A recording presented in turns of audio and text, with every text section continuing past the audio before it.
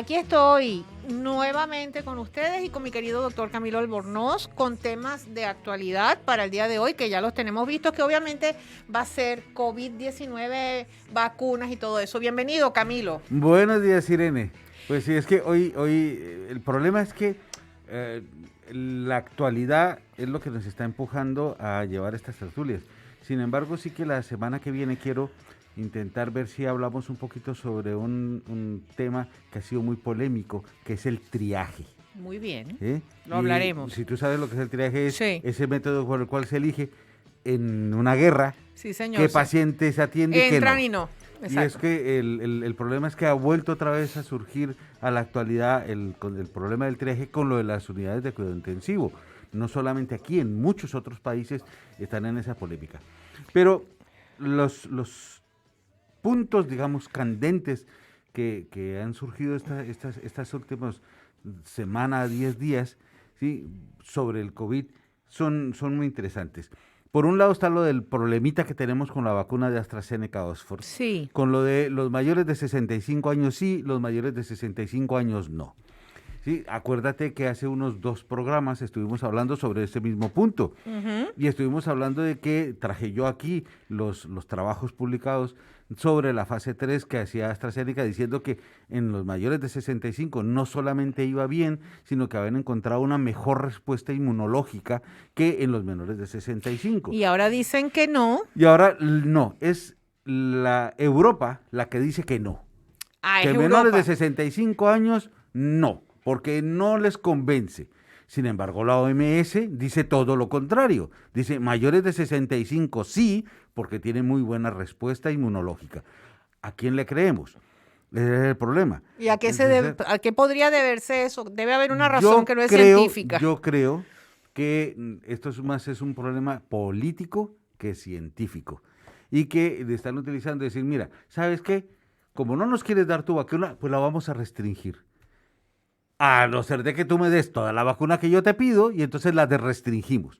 Porque yo estoy casi que seguro que en el momento en que AstraZeneca diga, no hay problema, te mandamos toda la vacuna que tú quieras, porque ya tenemos suficiente para poder cubrir al Reino Unido y al desunido también, pues entonces en ese preciso momento dirán, es que nos han aportado investigaciones científicas nuevas diciendo que sí funciona para los de 65.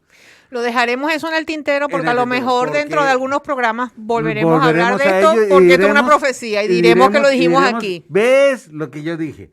Pero es muy probable que la cosa vaya por ahí, muy, muy probable.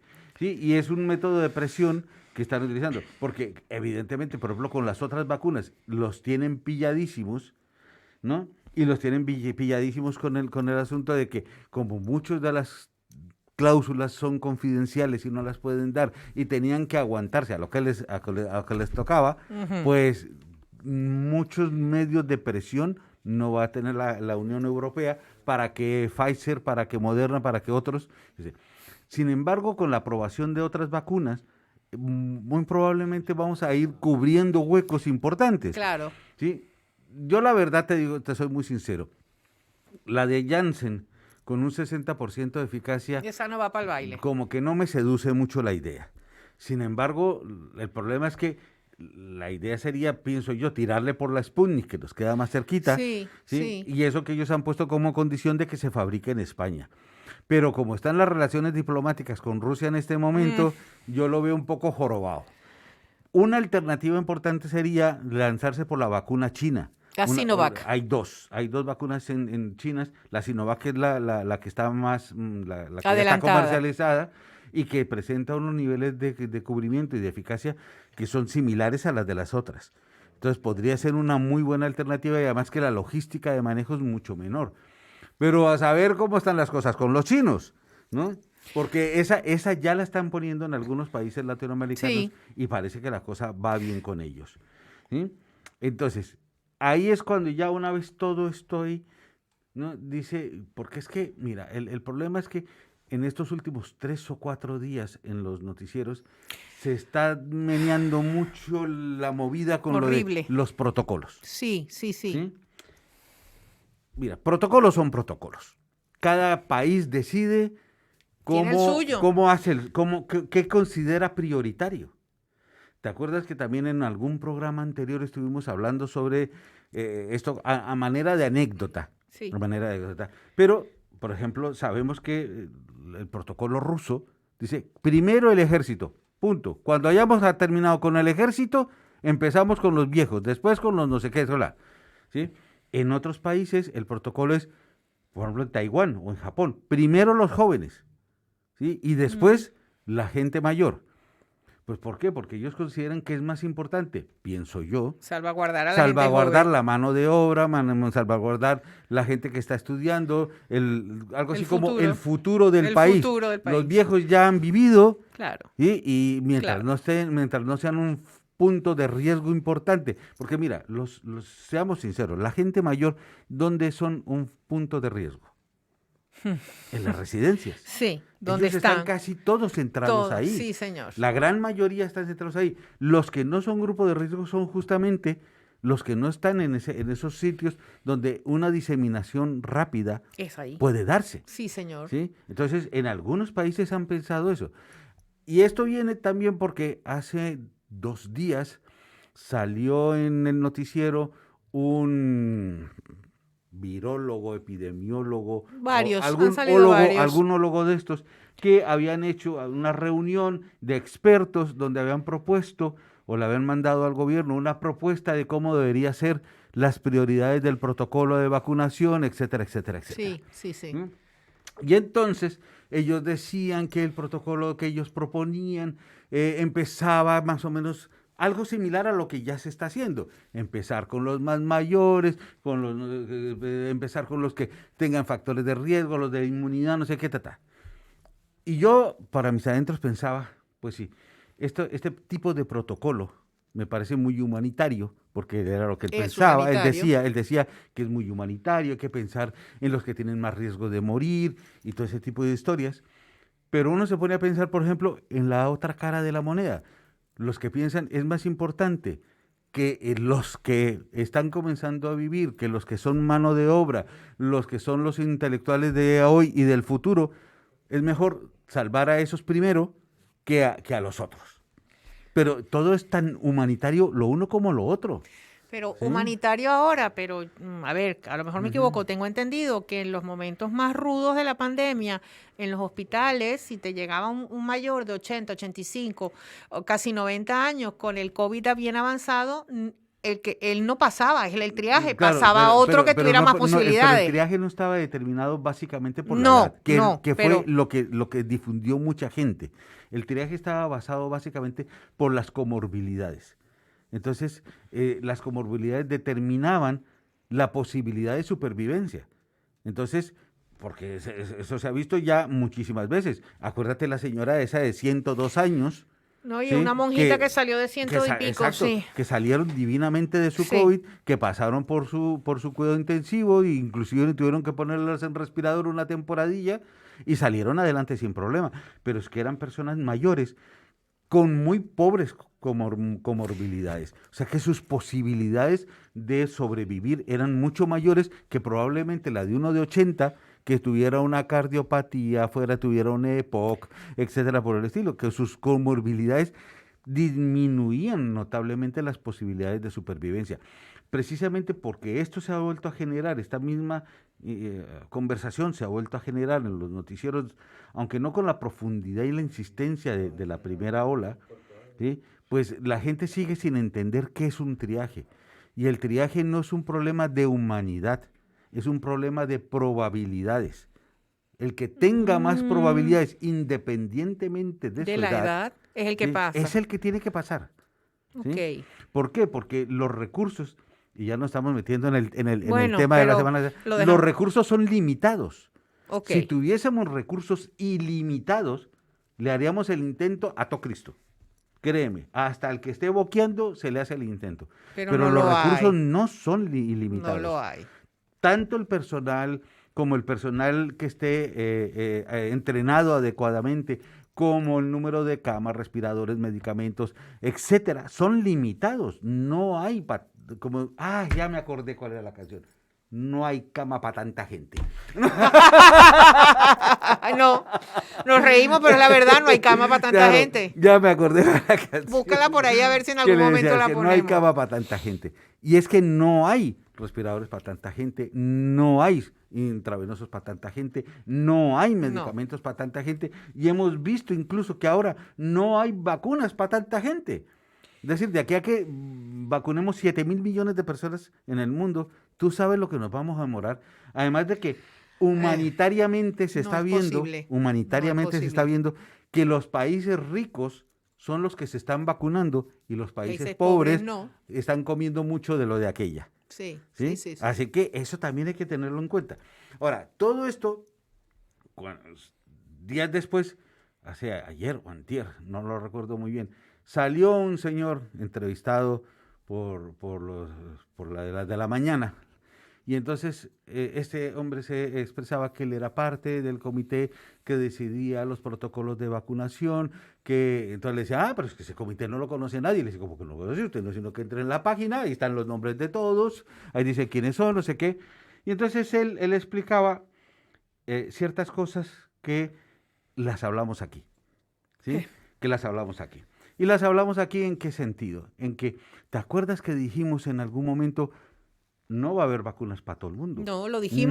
Nadie vio que las farmacéuticas eran incapaces de suministrar lo que habían prometido. Lo dijimos. Les pinchamos el globo a la gente con la vacuna. Pues se lo preguntaron a este señor. Diciembre. Y el hombre dijo, hombre, sí, nosotros desde noviembre o algo así por el estilo, buscamos diferentes escenarios, los posibles escenarios, incluidos los escenarios en los cuales no habría vacunas para todos. Y entonces en mis adentros, porque no se lo preguntó a la que la entrevistaba, para mis adentros preguntaba, ¿y no pensaron en hacer nada desde ese entonces? Si ya lo habían pensado que podía suceder, ¿cómo es que no hicieron nada para tratar de dejar un plan B en caso de que se diera? El plan B de Israel fue muy fácil. ¿Cuánto hay que pagarte para que me las des? 2 veces, 3 veces, 4 veces su valor, pues te lo pago y se acabó. O como algún otro país de la Unión Europea que ha dicho, yo compro por mi cuenta lo que haga falta, mientras ustedes me dan lo que me han prometido. Claro. A la gente que sí hizo un plan B. Pero, es decir, se sentaron, se tomaron un cafecito, lo discutieron, dijeron, hombre, esto puede ser una cosa que probablemente puede pasar. Pues sí, si pasa, pues ya veremos. Como va viniendo, vamos viendo. Claro, esa es la conclusión que me saca a mí de la conversación de eso. Además de que el tipo, la verdad es que me cayó muy mal. Porque, porque aquí lo dirían, el tipo lo hablaba con una chulería, que eso en Latinoamérica, para nuestros escuchas latinoamericanos, no significa absolutamente nada. No, sí. Pero para traducirlo diríamos, estaba con una prepotencia el hombre. Sí, señor. Como pantallero, diciendo, pantallando, como dicen en Venezuela. Y encima de todo vienes a cuestionarme. Y digo yo, pues claro, es que yo sí te cuestiono. Si lo pensaste, si dentro de los escenarios probables, ¿por qué no preparaste algo por si pasaba? Pero es que se ve que no lo han hecho. Bueno, se ve que por lo visto era, ¿cuál es el plan B? Que el plan A funcione. Que el plan no funcione. Y si no funciona el plan A, pues nos quedamos quietos esperando a ver que funcione. ¿Sí? Pero es que después venían lo mismo. Es decir, ese comité fue el que decidió la priorización de los protocolos de vacunación y venía todo esto a raíz de lo de la vacuna de los 65 años con los de AstraZeneca, sí, o 65 años con los de AstraZeneca, porque inclusive España fue más allá que el resto de Europa. El resto de Europa de momento ha dicho mayores de 65 años, no, pero España ha dicho mayores de 55. ¿Por qué? ¿Por qué 55? Porque 55 y no 65 como el resto. No, el hombre no dio una explicación clara de por qué. 55. Ni la vamos a tener. Ni la vamos a tener. Eso fue como dijeron, pues mira, pues para que se jodan. Pues le bajamos nosotros aún más, porque así somos de chulos. Porque así somos de diferentes. Sí, pero no daba una explicación lúcida, racional. Con base fundamentada. De por qué habían bajado ellos a 55 años el límite de la aplicación de la vacuna de AstraZeneca. Ahora, tú ponte, si tanta desconfianza le tienes a la vacuna, entonces, ¿cómo es que vas a vacunar bomberos, policías, sanitarios, etcétera? Bueno, porque a lo mejor el tiro de bajar a 55 años era para aplicársela a toda esa gente. No sé. Que a ver, que no Que lo uno dice condeno, que, pero claro, háblalo claro. pero Que mira, no lo condeno, pero háblalo claro. Si uno piensa, es decir, tú haz una reflexión que te parece o puede parecer un poco tonta, pero en lo que se espera para los próximos años es que unos 30.000 médicos se jubilen. Pues, ¿qué vamos a hacer? ¿Y sabes por qué se van a jubilar? ¿Por qué? Pues porque están cerca de los 65 años. O sea que de los 55 a los 65 están prácticamente el 90 de esos 30.000 que se van a... Uy. Es decir, a esos ya no entrarían dentro de la vacunación con la vacuna de AstraZeneca que quieren ponerle a los policías, bomberos, sanitarios. Es decir, son incongruencias. Son de esas incongruencias como la de el aeropuerto Sí. que siempre ponen de ejemplo, ¿no? Sí, sí, sí. 2 metros de distancia entre todo el mundo en el aeropuerto y cuando todos te apiñuscados metes al en la avión, todos cabina del apiñuscados. avión, Sí, ¿no? sí. Pero, es decir, son de las cosas que los oyes y te hacen reflexionar. Pero tienes que necesariamente hacerte la pregunta de ¿por qué? ¿Por qué? Hombre, que eso se llama pensamiento ¿Sí? crítico, que se lo Exacto. pido a todo ¿Ves? el mundo. Pensamiento crítico. Entonces ahí es ese. Ahora, el por qué escogieron ellos ese protocolo de vacunación y no otro es indiferente. A mí me parece que es totalmente indiferente y que no tiene una importancia. Yo creo No. que en cierta medida puede haber una mezcla de eso, de ese sentido de humanidad. Vamos a proteger a la gente más vulnerable, a la gente mayor, a la gente de las residencias. Vamos a proteger a esa gente más vulnerable. ¿Sí? Que también es un sentido también muy político. Porque ha habido tantos escándalos a raíz de los brotes Sí. en las residencias Sí. de mayores. Y las muertes, la mayoría Exacto, son de que mayores. yo creo que es un camino muy viable para tratar de solucionar ya ese San Benito y esa palera que les están dando continuamente con lo de la gente mayor en las Pero de todas residencias. maneras, esto es una opinión muy personal, la casa no se hace responsable, sino yo misma lo que le voy a decir.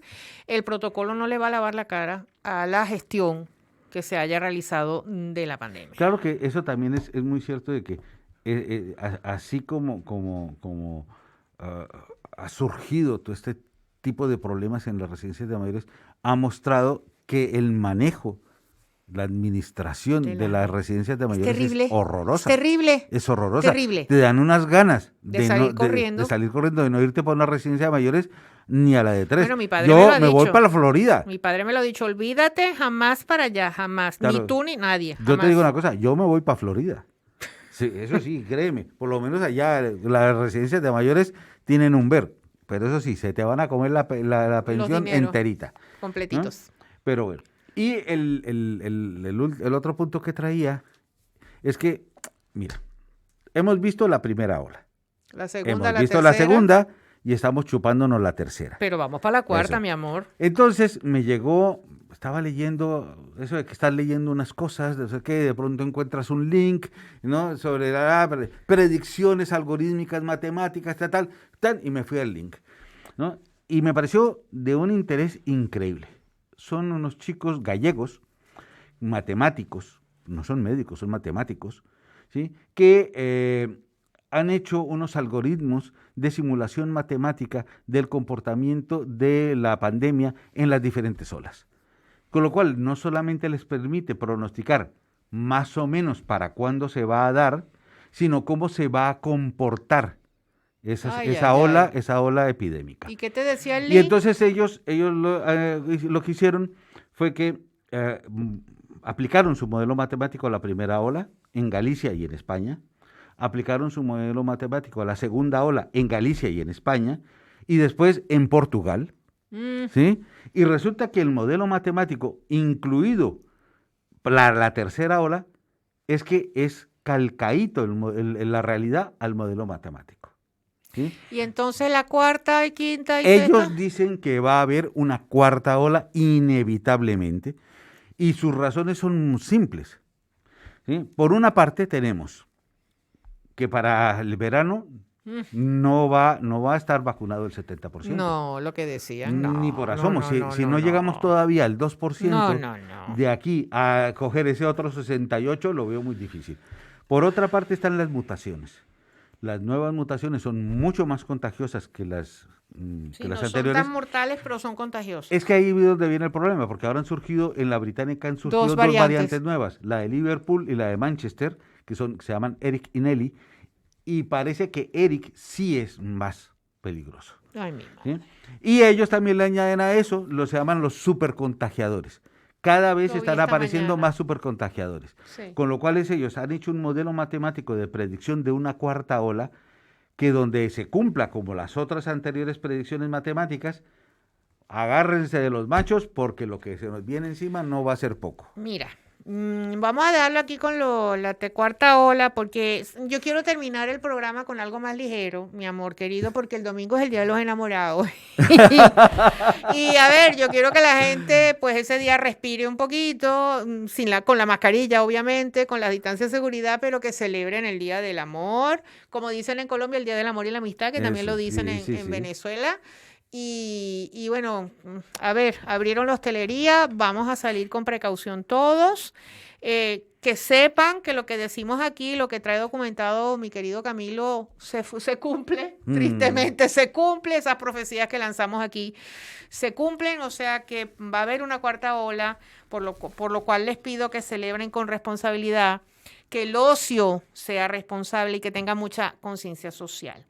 Y bueno, me voy a despedir con una canción porque Maribel está romántica, yo también estoy romántico, Camilo está romántico, mi querido Jesús está romántico. Quiero desearles un felicísimo día del amor, para mí también de la amistad, por lo cual te felicito y te doy gracias, Camilo, gracias Maribel, gracias Jesús y a todos por estar en mi vida, por hacerme partícipes de su amistad.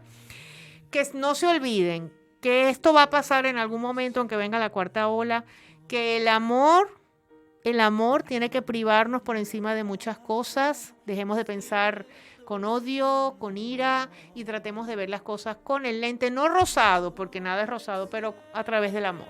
Que tengan un feliz día del amor. Si hay alguno que me quiera enviar algo, todavía está a tiempo. Nos vemos la semana que viene.